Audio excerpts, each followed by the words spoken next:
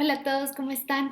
Bueno, en la clase ya hicimos gran parte de la existencia de la demostración de la existencia de la función de utilidad, pero me quedaron faltando unos pedacitos de la demostración, entonces quería que lo retomáramos. Entonces, solo como para ponerlos en contexto, recuerden que para que exista la función de utilidad nosotros tenemos que organizar el conjunto de las canastas, tenemos que ponerle cierto orden y en particular necesitamos que las preferencias, que es esta relación binaria sobre el conjunto de las canastas, que es RL, sean racionales, que significa que sean completas, reflexivas y transitivas, que sean estrictamente monótonas, es decir, más es mejor, y que sean fuertemente convexas y continuas. ¿Listo? Entonces, esas son las cosas que necesitamos. Una vez tenemos eso, las preferencias, si las preferencias son racionales, estrictamente monótonas, fuertemente convexas y continuas, entonces pueden ser representadas por una función de utilidad continua. ¿Listo? ¿Qué significa que sean representadas?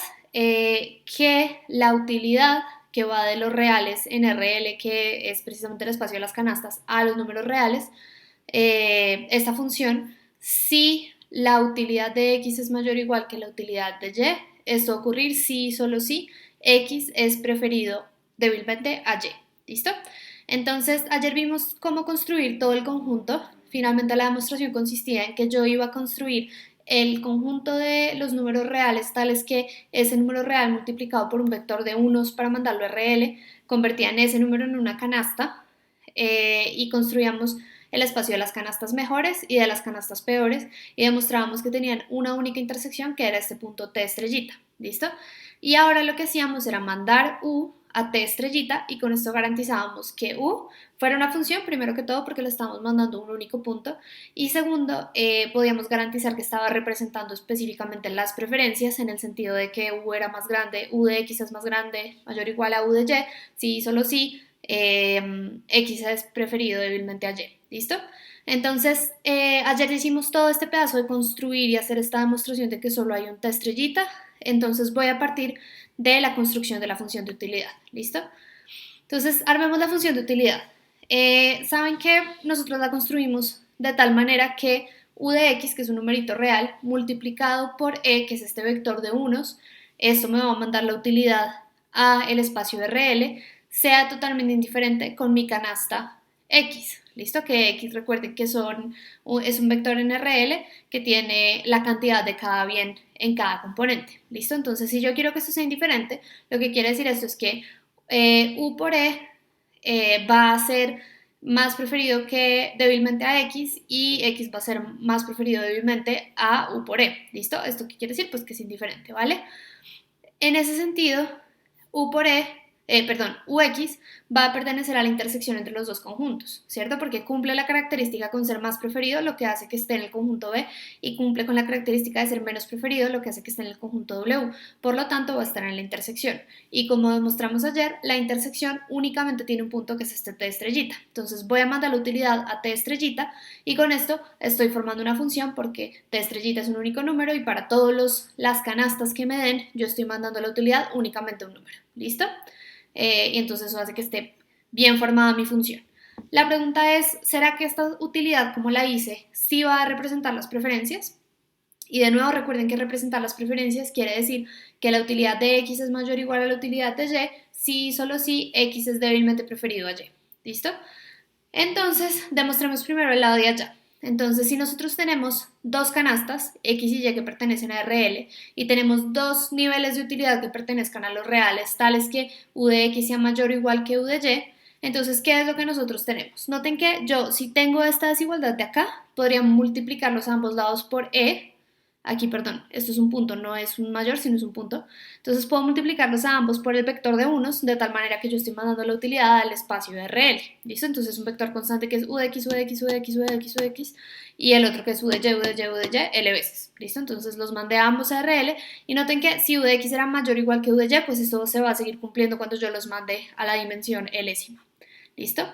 Ahora, sabemos que por monotonicidad esto tiene que implicar que u de x multiplicado por e tiene que ser más preferido débilmente que u de y multiplicado por e. ¿Listo? Entonces noten que aquí si yo tengo más es mejor, pues eso quiere decir que aquí está diciendo simplemente la cantidad utilizando esta desigualdad. Aquí ya estoy hablando de que la canasta que tiene la cantidad U de X va a ser preferida a la canasta que tiene la cantidad U de Y para todos los bienes. ¿Listo?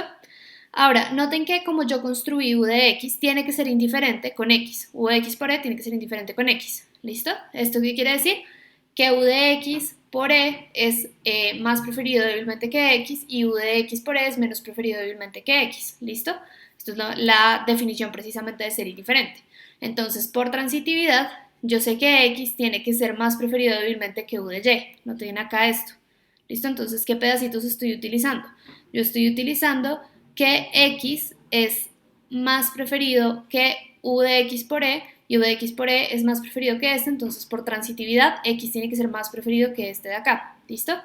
Entonces, y sabemos que por construcción U de Y es indiferente a Y, luego pues pueden hacer de nuevo este pedazo y por transitividad van a poder llegar a que X es más preferido que Y. ¿Listo? Entonces ya pudimos demostrar la primera dirección. Si yo parto de una utilidad mayor o igual que la otra, entonces voy a poder llegar a que las canastas, una es más preferida que la otra. ¿Listo? Vamos a la otra dirección. Partamos de dos canastas en los reales, L a la L, y supongamos que una es más preferida que la otra débilmente. Entonces yo sé que por construcción U de X por E tiene que ser indiferente a X y U de Y por E tiene que ser indiferente a Y, ¿listo? Y por el mismo argumento de transitividad, yo sé que U de X por E tiene que ser, tiene que ser débilmente preferido a U de Y por E, ¿listo?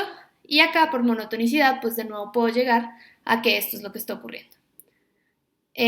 Mentira, no es ni siquiera por monotonicidad. Noten que esto es lo mismo, y esto es un vector constante de U. Entonces, si esta es preferida a esta, quiere decir que es porque tengo más. ¿Listo? Entonces aquí esto se tiene que estar cumpliendo. ¿Listo?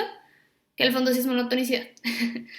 Listo, entonces ya demostramos que estas preferencias construidas de esta forma, mandando U de X al T estrellita que se forma, van a ser tales que sí representan las preferencias. Pero además en el teorema inicial, por acá, yo les había dicho que además la función de utilidad iba a ser continua. Y eso es súper útil porque, de nuevo, por el teorema del máximo de Birch, vamos a poder utilizar una función continua y vamos a poder maximizar. ¿Listo? Entonces el teorema de Birch nos pide que sea continua, entonces pues nos parece importante que esa función que estamos encontrando sea continua. Entonces vamos a demostrar que la función de utilidad es una función continua. ¿Listo? ¿Qué vamos a hacer? Pues la forma más sencilla de mostrar esto es demostrando que la función de utilidad mapea de abiertos en abiertos. Y como vimos en el módulo de funciones, si una función está mapeando de abierto en abierto, quiere decir que es continua. ¿Listo?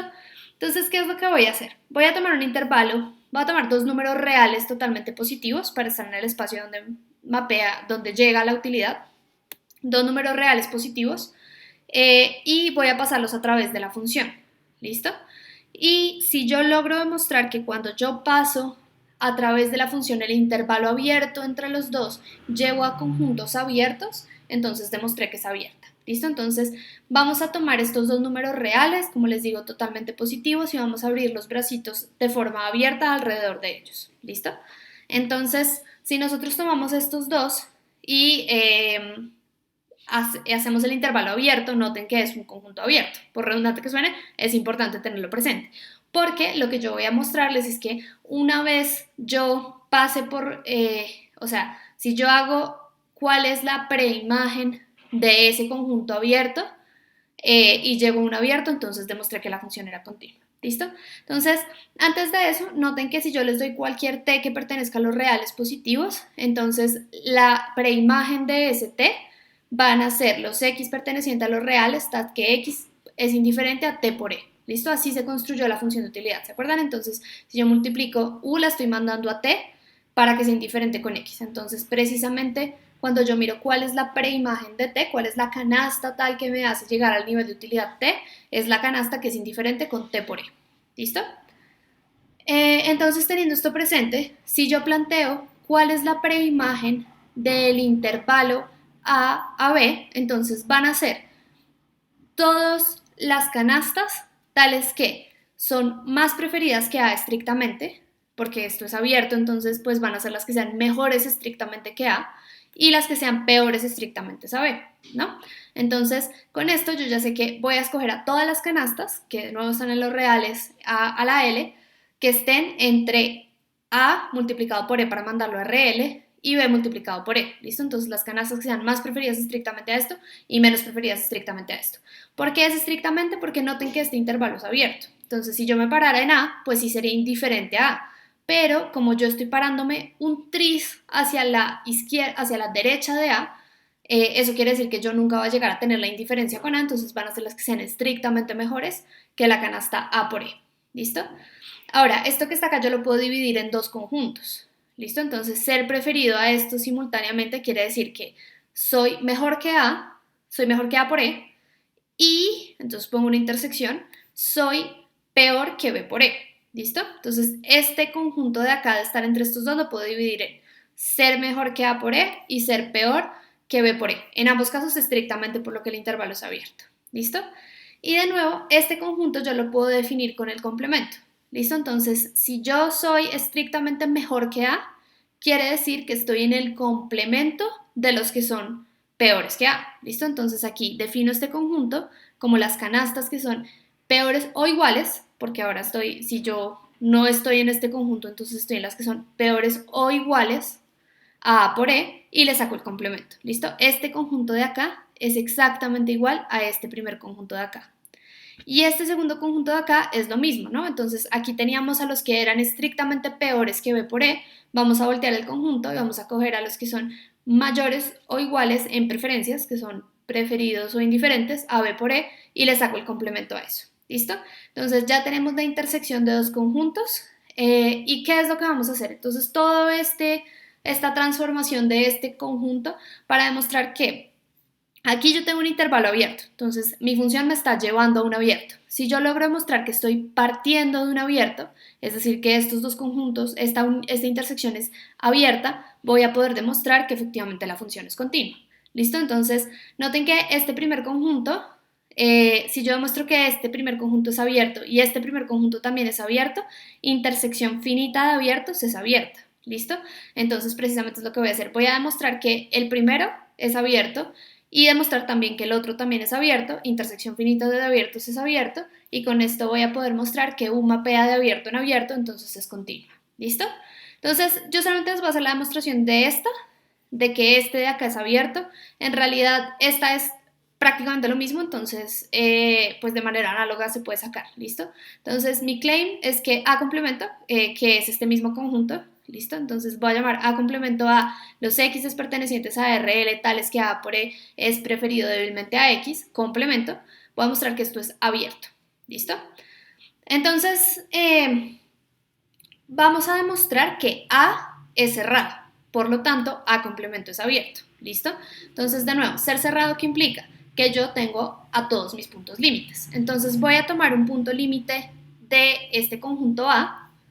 Entonces, X va a ser un punto límite de A y voy a inventarme una sucesión que converja hacia ese X. ¿Listo? Entonces, sea esta sucesión, XN, una sucesión que converge hacia X.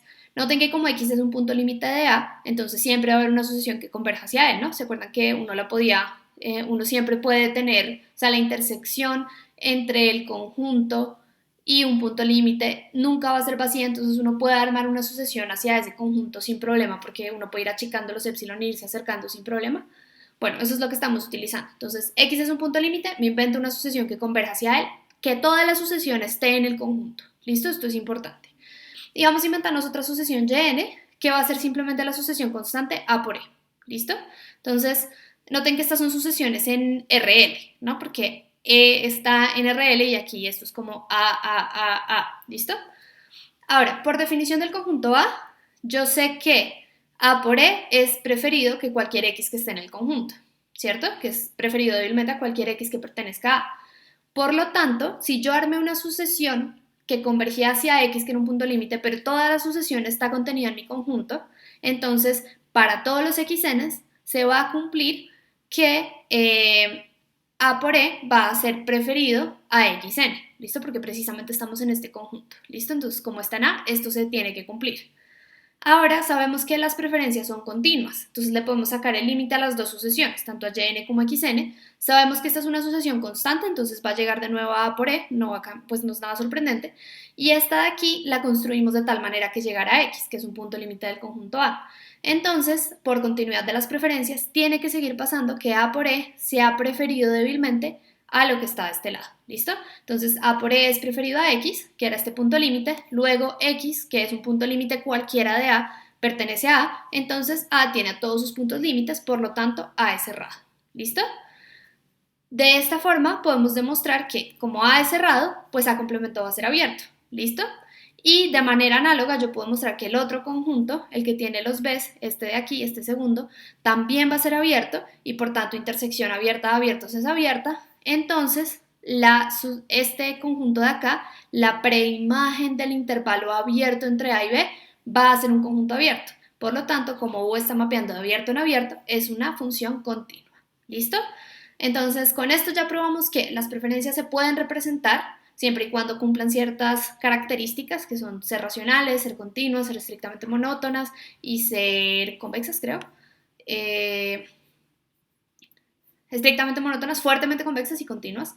Con eso ya pudimos demostrar que puedo representar las preferencias y además de que las puedo representar con una función continua, que de nuevo es muy útil para cuando yo esté haciendo el problema de maximización, poder utilizar el teorema del máximo de Birch.